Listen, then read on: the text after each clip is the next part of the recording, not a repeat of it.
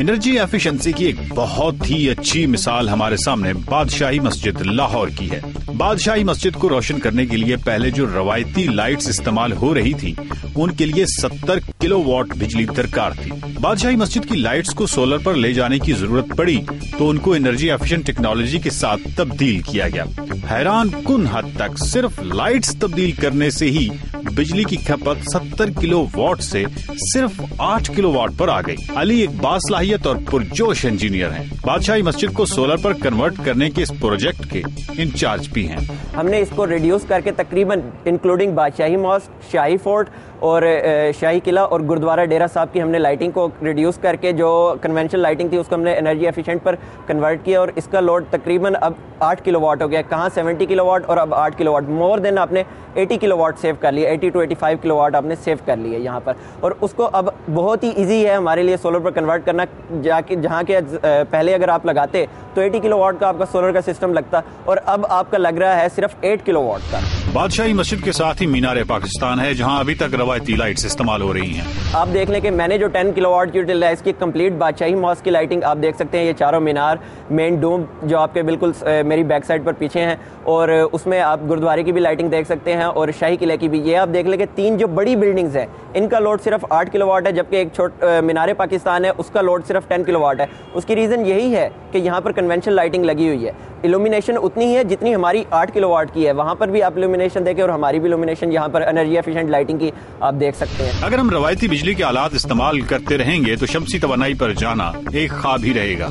रवायती बिजली के आलात के लिए शमसी तवानाई बहुत ज्यादा महंगी साबित होती है। यही रीजन है कि मतलब कुछ लोग आते हैं वो कहते हैं कि हमारी बिल्डिंग को सोलर पर कर दें, लेकिन वो ये नहीं कहते कि हमारी बिल्डिंग को एनर्जी एफिशिएंट कर दें। जब हम उनको सोलर की फिजिबिलिटी बना कर देते हैं तो वो थोड़े से परेशान होते हैं, लेकिन जब हम उसको एनर्जी एफिशिएंट की देते हैं प्रपोजल और उसके बाद जब हम फिर सोलर के देते हैं तो फिर वो एग्री भी हो जाता है उसके ऊपर। पाकिस्तान में साहिल समंदर और शुमाली इलाका जात में ऐसी साइट्स हैं जहाँ सारा साल हवा मतलूबा रफ्तार से भी कहीं ज्यादा रफ्तार से चलती रहती है।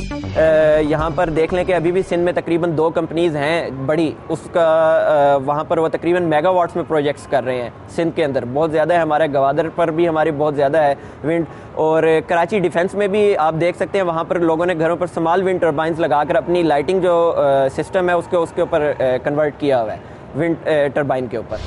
पाकिस्तान में मुतबादल तवानाई के हवाले से यूनिवर्सिटी सतह पर तालीम बहुत जरूरी है। मुतबादल तवानाई का शोबा नई नस्ल के लिए एक बेहतरीन कैरियर साबित हो सकता है। नौजवानों को ये फील्ड जरूर अपनानी चाहिए क्योंकि आप देखें कि डे बाई डे जो फ्यूल के प्राइस इंक्रीज हो रहे हैं, ठीक है, तो हमें एक रिन्यूएबल एनर्जीज़ का ही सोर्स नज़र आता है कि हमें रिन्यूएबल एनर्जीज़ की तरफ ही जाना पड़ेगा। हमें जो अपने जैसे सनलाइट है उसको यूटिलाइज़ करके इलेक्ट्रिसिटी जनरेट करनी पड़ेगी, विंड है उसको यूटिलाइज़ करके इलेक्ट्रिसिटी जनरेट करनी पड़ेगी, ना कि हम इसके बजाय कि हम यहाँ पर कोई फॉसिल फ्यूल के प्लांट्स, पावर प्लांट्स लगाएं। और नौजवानों को ये चाहिए कि इसको रिन्यूएबल एनर्जीज़ की तरफ वो इसको सोलर को भी जो है ना तवज्जो देनी चाहिए इसके ऊपर। और इसके ऊपर जो एनर्जी एफिशिएंट लाइटिंग है जो सोलर पर अगर आप किसी भी घर पर या किसी भी कमर्शियल लेवल पर अगर आप करना चाहते हैं तो उससे पहले आपको अपने जो इलेक्ट्रिकल इक्विपमेंट्स हैं जो इलेक्ट्रिसिटी कंज्यूम करते हैं, जो इलेक्ट्रिसिटी यूटिलाइजेशन के सोर्सेज हैं, उनको आपको एनर्जी एफिशिएंट करना होगा। जैसे कि लाइटिंग की मैं बात करता हूँ यहाँ पर कि आम नॉर्मल कन्वेंशनल लाइटिंग से